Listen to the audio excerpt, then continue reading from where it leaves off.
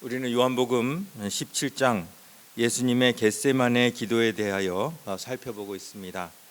지난주에는 이 타이타닉 탐사 잠수정에 관한 이야기 때문에 한 주를 건너뛰었습니다만 요한복음 17장 예수님의 기도는 세 개의 부분으로 나눠집니다.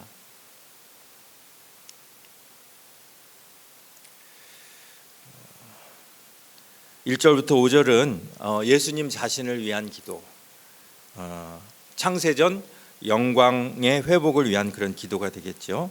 그 다음에 6절부터 19절은 제자를 위한 기도, 그 다음에 20절부터 26절은 모든 믿는 자들을 위한 그런 기도라고 우리가 보면 되겠습니다.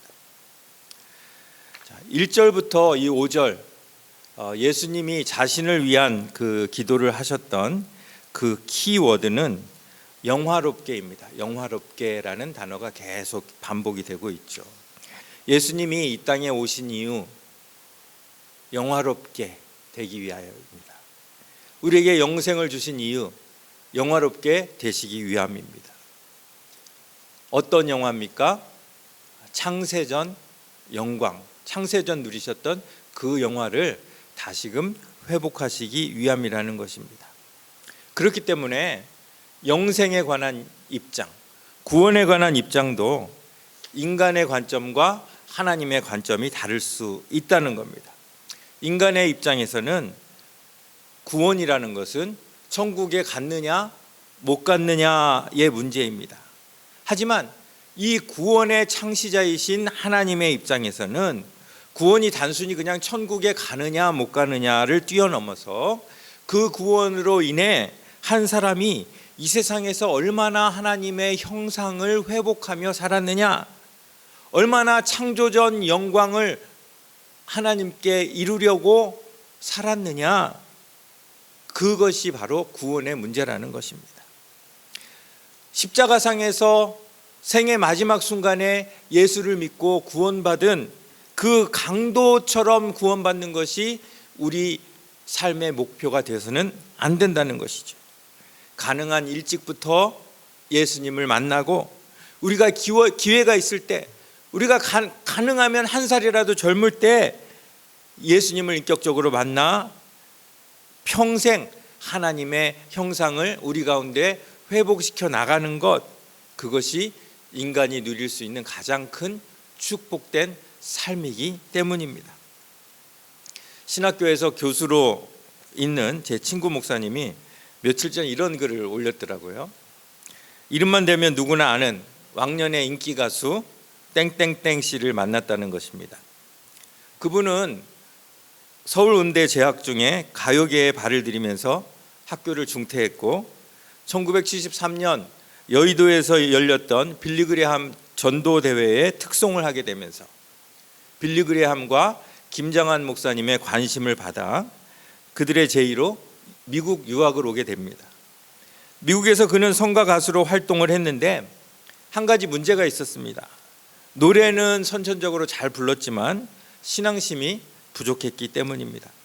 하나님께 찬양을 드리려면 성경에 대한 지식도 있어야 하고 믿음도 좋아야 하기 때문에 대부분의 미국의 복음송 가수들은 신학을 공부합니다. 그런데 이분은 어려서부터 교회에는 나갔지만 별 신앙이 없는 엉터리였다고 합니다. 하는 수 없이 김장한 목사님께 사정을 알리고 한국으로 돌아가겠다고 했더니 신학 공부를 추천받았고 플로리다에 있는 한 신학교에서 5년 동안 공부를 해서 졸업장과 목사 자격증을 받았다고 합니다. 그런데 목사 안수는 받지 않았다고 합니다. 그 이유는 자기가 너무 세속적이라서 하나님의 말씀을 가르치는 목사가 될 수는 없다는 그런 이유였다고 합니다. 그렇게 한국으로 다시 돌아와서 지금까지 연예 활동을 하고 계신 그분을 제 친구가 만난 겁니다. 이런저런 신앙 이야기를 하다가 아무래도 이분에게 복음을 다시금 증거해야 될 것 같아서 이렇게 물었다고 합니다. 지금 돌아가시면 천국에 가실 자신이 있으세요? 이렇게 물었다고 합니다. 뭐라고 대답했을까요? 영어로 I don't know 그렇게 대답했다고 합니다. 신학교 다닐 때도 교수들이 물으면 그렇게 대답을 했다고 하죠. 그래서 제 친구는 오늘부터 그분의 영혼을 놓고 기도할 것이며 또 만날 기회가 된다면 꼭 예수를 바로 믿게끔 하고 싶다라는 그러한 의지로 글을 올렸습니다. 그러면 제 친구 목사님이 이야기하는 구원, 그분이 꼭 받기를 원하는 구원은 어떤 구원인가요?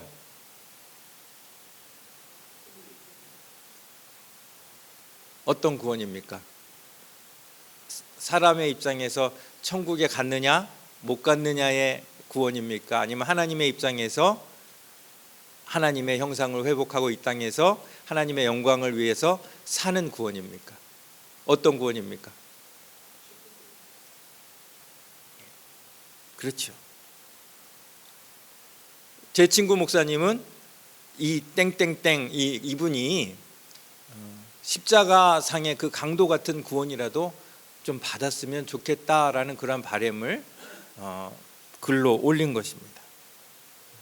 물론 중요하죠. 그런 구원이라도 받는 것이 중요합니다만 구원의 창시자가 목적한 구원을 이루는 것이 진정한 구원이라는 것이죠. 우리가 천국에 가느냐 못 가느냐 그것도 중요하지만 더 중요한 것은 우리가 살아있는 동안, 우리에게 기회가 있는 동안 이 땅에서 어떻게 하면 우리가 예수 그리스도를 닮고 하나님의 형상을 회복하여서 하나님께 창조 전에 영광을 회복시켜 드리느냐, 그 사명을 갖고 사는 것이 진정한 구원받은 자의 축복이라는 것입니다. 하나님이 우리에게 주신 구원은 값싼 구원이 아니에요. 그냥 믿습니다 하면은 그래 너 빨리 와라, 값싼 구원이 아니에요. 감히 우리 같은 인간이 하나님의 형상을 회복할 영광스러운 기회를 받았다는 것, 그것이 구원의 초점이 되어야 한다는 것입니다. 여러분들 믿으세요? 자, 이 모든 메시지가 요한복음 17장 1절부터 5절에 나온 예수님의 자신을 위한 기도에 담겨 있습니다. 그리고 2주 전에는 6절에서 8절 말씀을 통해서 제자가 누구인가, 제자의 정체성에 대해서 우리가 살펴보았죠. 자, 제자는 첫 번째로 아버지께서 주신 자들입니다. 우리 스스로 제자가 된 것이 아니라 아버지께서 주신 자이시고, 두 번째는 제자는 반드시 누굴 통해야만, 예수님을 통해야만 될 수 있습니다. 그 다음에 제자는 누구의 이름을 대표하는 사람입니까? 아버지의 이름을 대표하는 사람이고, 그 중에서 가장 중요한 제자의 덕목은 무엇입니까? 네 번째로 말씀을 지키는 데 있습니다. 그런데 오늘 읽은 이 16절에서 예수님은 제자의 가장 중요한 정체성 하나를 또 언급하고 계십니다. 자, 16절 말씀입니다. 한번 같이 읽어보겠습니다. 시작. 내가 세상에 속하지 아니함 같이 그들도 세상에 속하지 아니하였사옵나이다. 자, 제자는 어떤 사람입니까? 세상에 속하지 않은 사람입니다. 우리가 예수를 믿는 순간 우리의 소속도 바뀌게 된다는 것입니다. 그동안 속해 있던 세상이란 나라를 떠나서 하나님 나라 소속으로 바뀌는 것입니다. 그런데 대부분의 사람들은 어떻게 생각합니까? 예수를 믿고 이제 천국은 확보했으니까 이 세상에서 이제 마음 놓고 더 잘 지내보자, 이런 마음 아닙니까? 그런데 예수님은 분명히 말씀하십니다. 너희가 제자라면 가장 먼저 너희 소속이 어딘지 분명히 알아야 한다. 너희 소속은 세상이 아니다. 소속이 바뀌는 건 매우 중요하죠. 여러분들 3학년에서 4학년으로 4학년에서 5학년으로 소속이 바뀌었다면 책도 바뀌고 교실도 바뀌고 선생님도 바뀌고 배우는 것도 바뀌고 친구도 바뀝니다. 모든 것이 달라집니다. 다른 친구들은 다 5학년 교실로 가는데 나 혼자 4학년 교실에 머물러 있다면 그 사람은 평생 4학년을 벗어날 수 없을 것입니다. 예수님의 제자는 더 이상 세상 나라의 소속이 아닙니다. 아직 세상에 머무르고 있다면 그 사람은 하나님 나라를 온전히 누리고 있다고 볼 수 없는 것입니다. 자, 다시 말씀드립니다. 자, 제자는 누구입니까? 자, 한번 같이 읽어볼까요? 시작. 제자는 세상에 살지만 세상에 속하지 않고 세상 사람들처럼 살지도 않는 사람이다. 그렇기 때문에 제자는 세상 사람들이 얻으려고 하는 것에 관심을 가질 필요가 없습니다. 세상의 것보다는 먼저 그의 나라와 그의 의를 구하는 것이 제자입니다. 얼마 전 말씀 묵상 중에 아주 재미난 사건 하나를 발견했습니다. 사도행전 6장인데요. 7 집사를 세우는 기록입니다. 자, 7 집사를 세우는 도화선이 된 사건은 예루살렘 교회에서 하는 구제에 이 헬라파 과부들이 히브리파 과부들에 비해서 불공평한 대우를 받았다는 것입니다. 배경이 히브리 유대인인 과부들이 있었고 또 헬라파, 그러니까 이방 쪽에서 헬라 쪽에서 살던 그런 그 과부들이 있었다는 것입니다. 그 과부들이 이제 예루살렘에서 하는 그 구제의 대상이 되었는데 헬라파 과부들이 딱 보니까 저 유대인들이 자기네 같은 민족이라고 히브리파 과부들을 더 우대하는 것 같다, 이런 마음이 생긴 거예요. 그래서 사도행전 6장 1절을 보면 그때 제자가 더 많아졌는데 헬라파 유대인들이 자기 과부들이 매일의 구제에 빠짐으로 히브리파 사람을 원망하니, 이렇게 되어 있어요. 자, 교회든 어떤 단체든 흔히 생길 수 있는 일입니다. 그렇죠? 이런 사건이 생기면 보통 우리 어떻게 처리합니까? 사건을 먼저 조사하고 분석하고 평가할 것입니다. 헬라파 과부들이 히브리파 과부에 비해서 어떤 불공평한 대우를 받았는지 면밀하게 검사를 해서 아마 해결 방안을 내놓을 것입니다. 제가 보기에도 이 일은 그리 복잡한 일이 아니에요. 원망거리를 해결해 주면 그냥 되는 간단한 일이에요. 근데 이것은 세상 사람들, 세상 나라에 속한 사람들이 해결하는 방법이라는 것이에요. 사도들은 세상에 속한 사람이 아니었습니다. 그래서 그들은 세상 사람들처럼 일을 처리한 것이 아니라 하나님 나라의 법칙으로, 하나님 나라의 시선으로 이 사건을 본 것이죠. 단순히 구제의 양이나 정책을 조절하는 해결책보다는 그들에게는 먼저 해결해야 할 더 급한 일을 보았다는 것입니다. 그것은 하나님 나라와 의에 관한 것이죠. 무엇입니까? 이런 일들 때문에 기도와 말씀 사역이 위축된다는 것을 그들은 더 시급하게 위기로 느꼈다는 것입니다. 세상에 속하지 않은 자가 볼 수 있는 것을 보는 사람, 그것이 제자라는 것이죠. 그래서 사도들은 세상적인 방법이 아닌 정말 세상 사람들이 생각지도 못하는 방법으로 이 일을 해결하죠. 어떤 방법이에요? 7 집사를 세워서 그들에게 이 일을 관장하게 하고, 사도들은 영적인 일, 하나님 나라의 일에 더욱 전념하게 하는 해결책을 내놓은 것입니다. 이것이 바로 세상에 속한 사람과 세상에 속하지 않은 사람이 사건을 처리하는 방법입니다.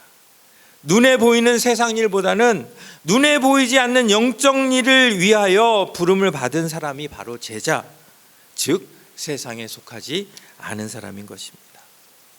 자, 이렇게 6장에서 이런 일이 일어나고, 자, 7장에서 어떤 일이 벌어집니까? 스데반이 잡혀갑니다.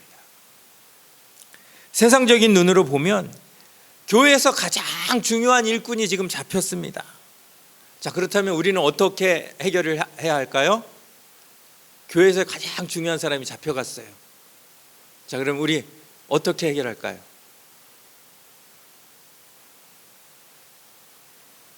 지금 우리 길교회는 제가 잡혀가도 아무 일도 안 할 사람들이에요. 자, 제가 잡혀가면 여러분 어떻게 하시겠어요? 법적으로요? 변호사 사고. 예.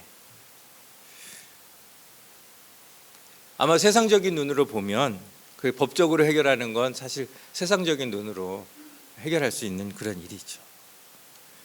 근데 어쨌든 교회에서 가장 중요한 사람이 잡혀갔다면 온 성도들이 그가 풀려날 방도를 구하는 게 우선입니다.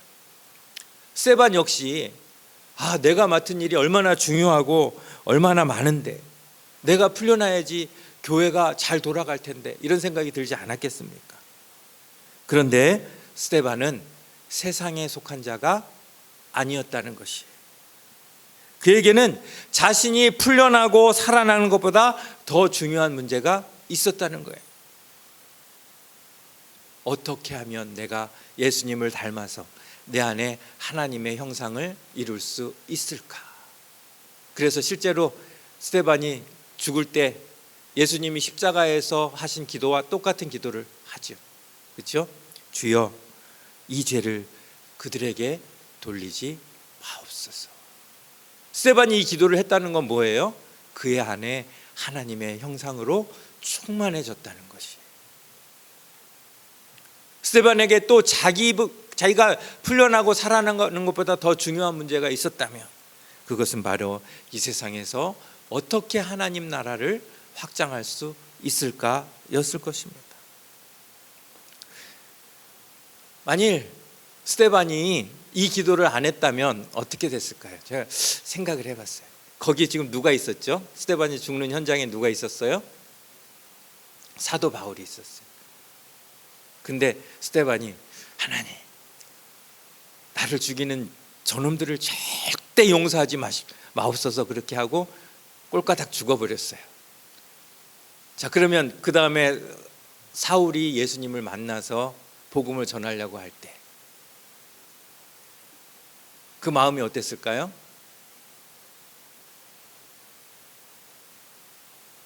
스데반이 그냥 예수님의 형상을 이루기 위하여 예수님이 십자가에 사셨던 그 기도를 그냥 가식으로 한 것이 아니라 정말 진심으로 그들의 용서를 빌면서 했을 것입니다.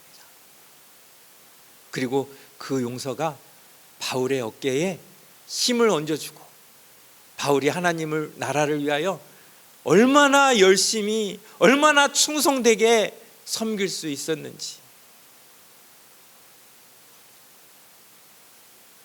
이것이 바로 세상에 속하지 않은 사람이 살아가는, 죽는 그러한 방식이라는 것입니다. 다시 요한복음 17장으로 돌아오겠습니다. 예수님은 그의 제자들을 위하여 기도하시면서 계속해서 반복적으로 하시는 말씀이 있습니다. 그들을 보전하신다라는 것입니다. 보전하신다.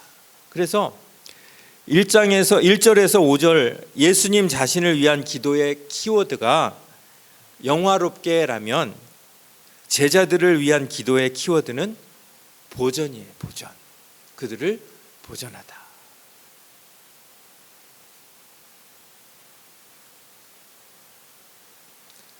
11절부터 한번 보겠습니다. 나는 세상에 더 있지 아니하오나 그들은 세상에 있사옵고 나는 아버지께로 가옵나니 거룩하신 아버지여 내게 주신 아버지의 이름으로 그들을 보전하사. 12절도 내가 그들과 함께 있을 때 내게 주신 아버지의 이름으로 그들을 보전하고 지키었나이다.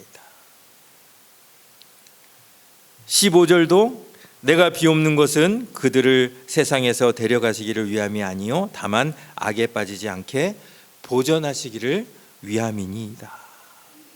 그런데 이 보전한다라는 이 단어 앞에는 내게 주신 아버지의 이름으로 보전한다 두 번이나 쓰였어요.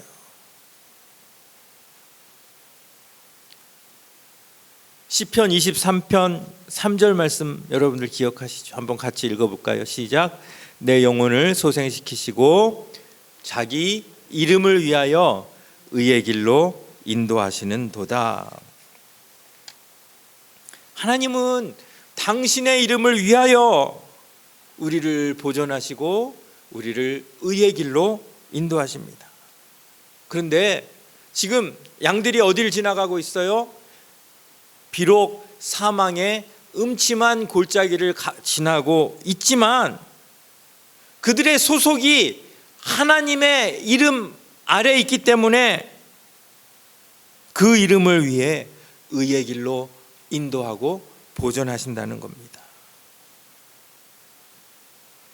이 시편 23편 이 말씀이 바로 예수님이 요한복음 17장에서 다른 표현으로 지금 하나님께 기도를 올리고 있는 것입니다. 자, 그러면 여기서 우리는 질문을 할 수가 있죠. 예수님이 원하시는 게 우리를 보존하시는 거잖아요. 그렇죠? 자, 보존하시는 거라면 우리를 가장 잘 보존하시는 방법은 뭘까요?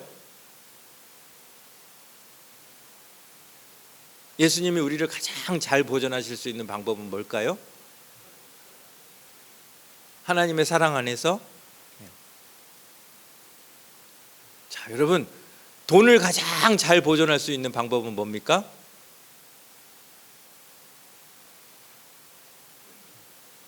은행에 넣는 거죠. 안전한 곳에 넣는 거죠. 근데 사실은 돈을 가장 잘 보존할 수 있는 방법은 뭡니까? 돈을 돌리는 거예요. 돌려서 활용하는 거예요. 쓰고 그 활용해서 다시 얻는 것이 돈을 가장 잘 보존하는 방법이에요. 자, 그렇다면 예수님이 우리를 보존하시기를 원한다면 우리를 안전한 곳에 두시면 되지 왜 사망의 음침한 골짜기로 굳이 우리를 데려가시는가? 거기에는 목적이 있다는 것이. 지난주 말씀드렸던 이 타이타닉 탐사 그 잠수정의 회장인 그 스타튼 러시라는 사람이 이런 이야기를 했죠. 여러분은 기억하실 거예요. 가치 있는 일은 언제나 위험을 감수해야 한다. 만일 안전을 최고의 목표로 삼는다면 우리는 침대에서 한 발자국도 움직일 수 없을 것이다. 예수님이 그의 제자들을 가장 안전하게 보존하시는 방법은 영원히 침대 밖으로 안 나오게 하면 돼요. 그런데 예수님은 제자들을 보존하시기 원하신다고 하면서 그들을 세상으로 내보내셔요.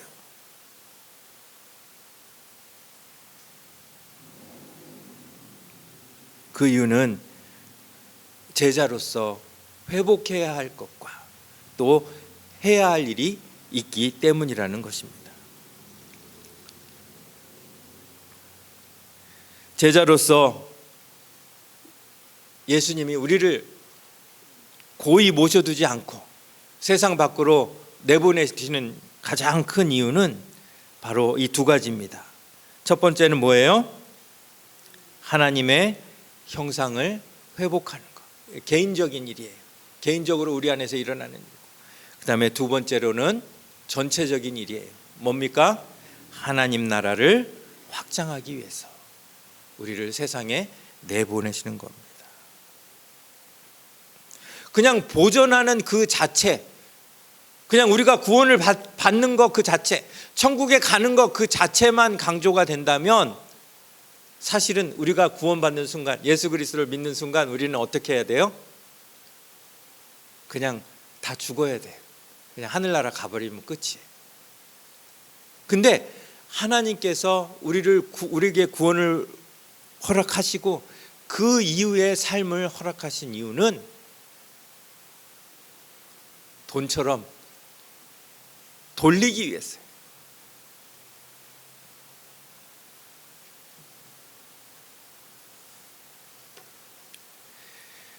독일의 문호인 이 괴테가 이런 말을 했다고 합니다. 배는 항구에 있을 때 가장 안전하지만 그것이 배의 존재 이유는 아니다.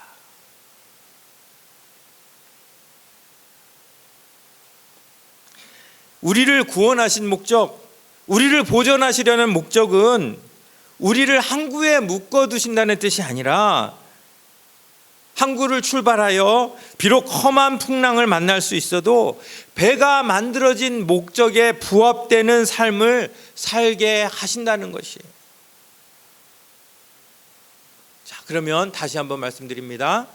예수님이 우리를 보존하시기를 위한다는 그 말씀은, 자, 우리를 항구에서 보존하신다는 말씀입니까? 아니면 험한 풍랑 속에서도 보존하신다는 말씀입니까? 험한 풍랑 속에서도 보존하신다는 말씀이에요. 그래서 이 보존하신다는 의미에는 많은 뜻이 있어요. 결코 우리를 항구에 머물게 내버려두지 않으신다. 우리가 만들어진 목적에 따라 우리를 내보내신다. 그런 뜻이 있는 것입니다.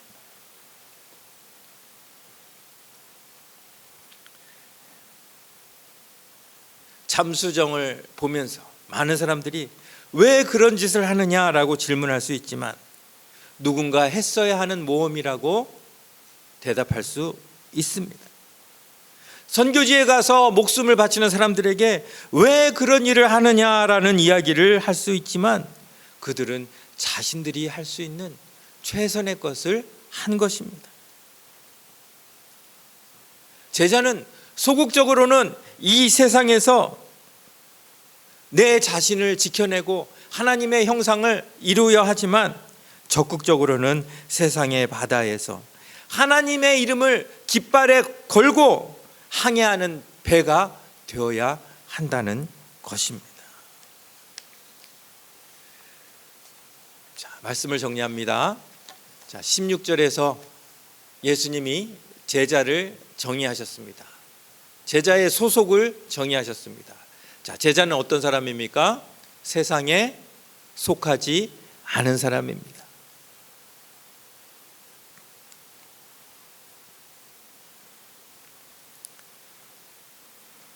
그 제자를 예수님은 아버지의 이름으로 보존하시기를 위해서 기도했습니다.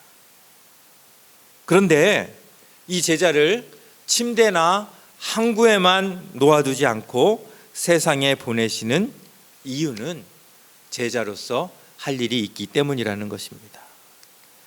제자의 할 일은 무엇입니까? 개인적인 일과 전체적인 일로 나뉩니다. 자, 개인적인 일은 뭡니까? 하나님의 형상을 내 안에 회복하는 것. 스데반처럼 회복하는 것. 스데반은 그냥 개인적인 하나님의 형상을 회복했지만 그 일이 하나님 나라를 위하여 엄청난 그런 의미가 있었다는 것을 기억해야 합니다. 그래서 성도 한 사람의 하나님 형상을 회복하는 것이 얼마나 중요한 일인가 우리가 알아야 하죠.